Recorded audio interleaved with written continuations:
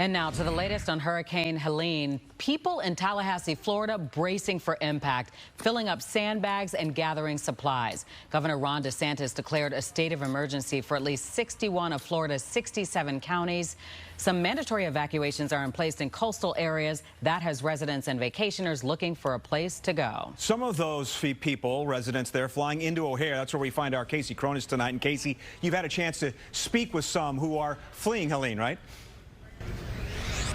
That's right, and whether they are leaving Florida or hurrying back to hunker down, many passengers are rearranging their travel plans tonight. All others can do is keep their fingers crossed. As Floridians brace for impact, a quiet O'Hare Airport could just be the calm before the storm. We are getting a lot of alerts and definitely kind of in the line of fire. Donna Pesci is originally from Chicago, but now lives in Naples. She'll be visiting with family in the area before attempting to get back to the Sunshine State. Supposedly supposed to be out tomorrow. So far, her flight is on schedule, but she is preparing for roadblocks along the way. You never know how much flooding there's going to be. Those same concerns causing Meredith Fleck and her family to cut their vacation short. And we were supposed to be there for the whole week. They were staying at a family friend's condo in Panama City Beach, right on the water. And just thought it might be the smartest to get home a little earlier. Fleck and her family even split up to get back. I got on like the last seat in the United flight to get home. After visiting the Pensacola area to play golf with his brothers, Wayne Klein could have extended his stay.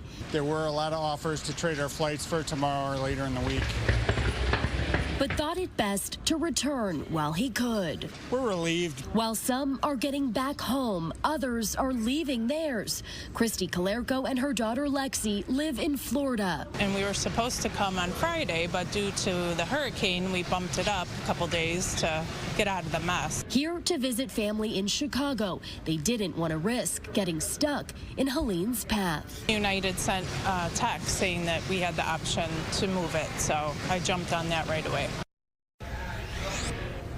Northwest Florida Beach's International Airport, that's near Panama City, they are urging all passengers flying in or out of Florida to check directly with your airline for the latest on delays and cancellations.